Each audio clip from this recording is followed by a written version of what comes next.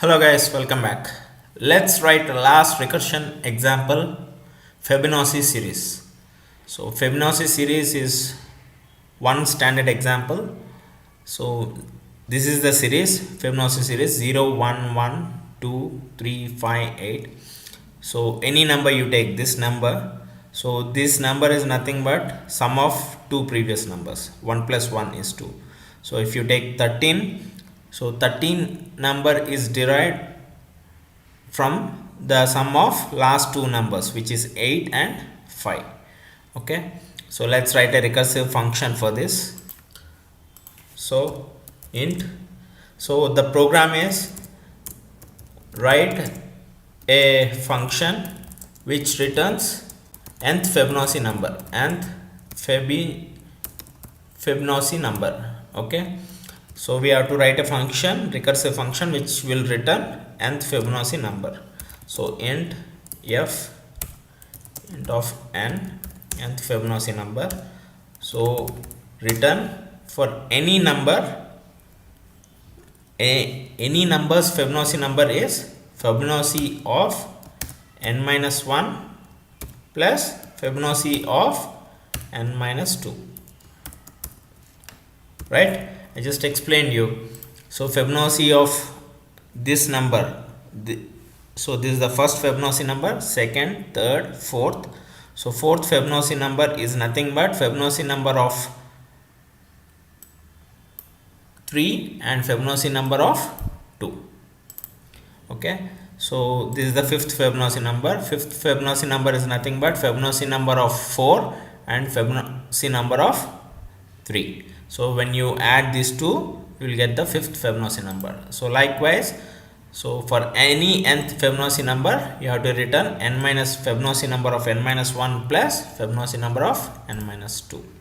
So what are the base conditions? Without base condition, this will go for stack overflow. If n is equal to 0, whenever the n value is 0, we will return 0.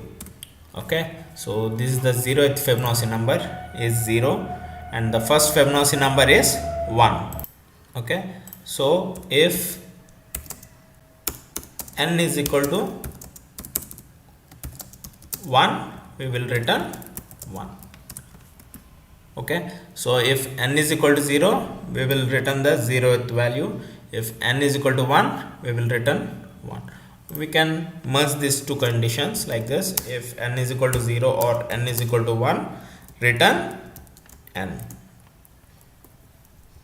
Fine. So this is the base condition. We can remove this. So this is the base condition and this is the recursive function.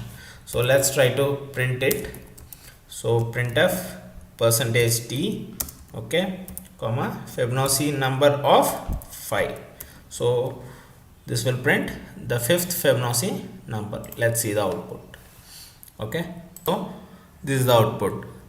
So fifth Fibonacci number is 5. Let's write one more statement. So find Fibonacci number of,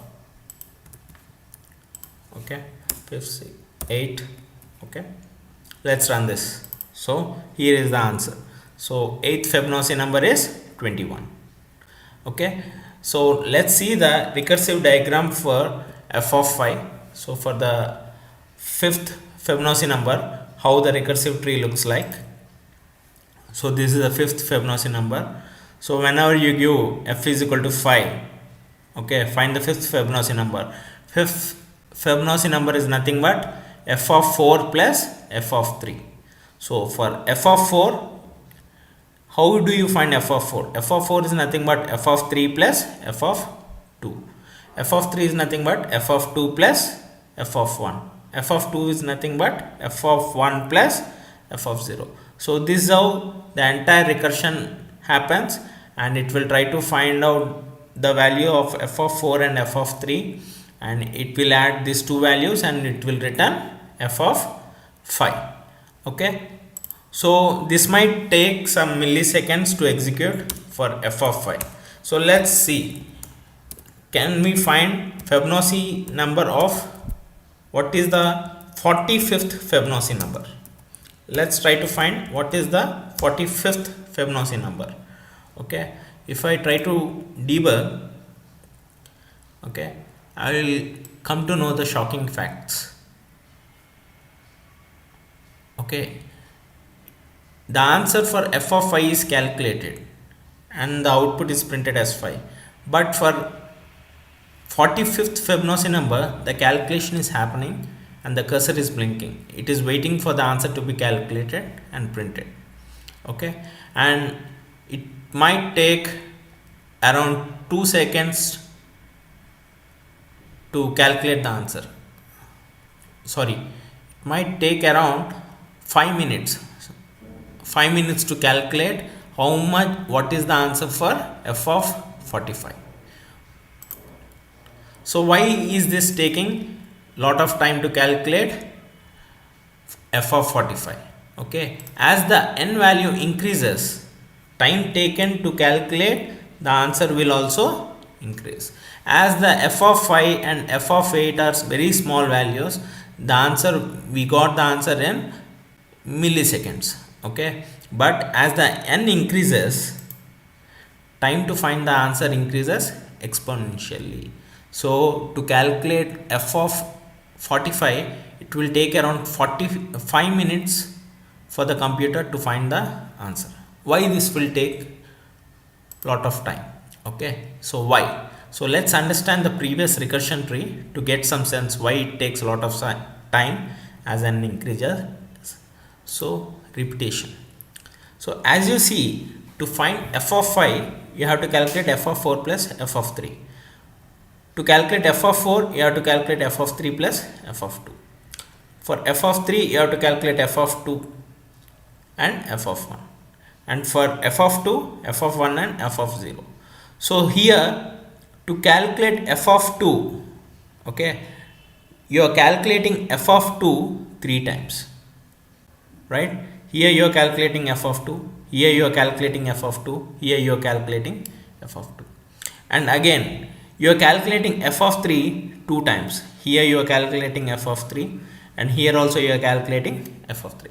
Here you are calculating f of 3 2 times. Imagine for f of 45.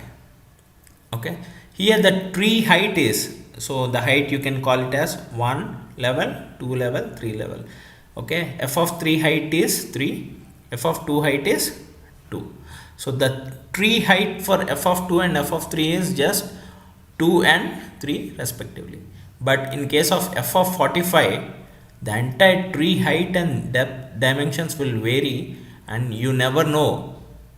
Okay, you might try to calculate f of 35, okay, 40 times. You might have to calculate f of 35 40 times, and within that 40 times again you have to calculate f of 33 times, like that. Okay, that exponentially it will increase the time.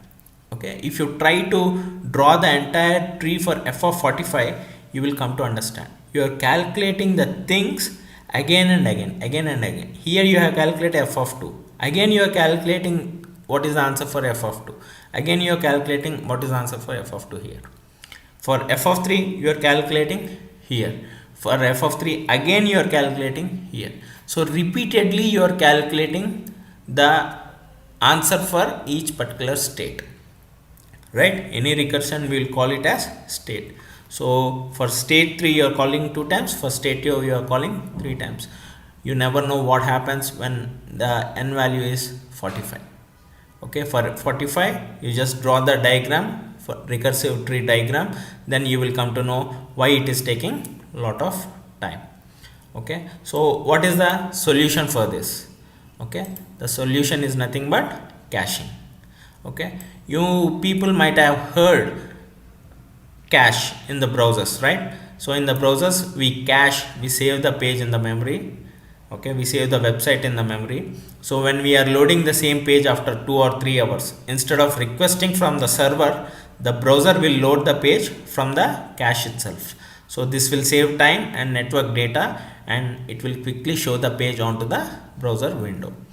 So we have to apply some caching technique for this above example, so that we can get the answer for f of 45 immediately.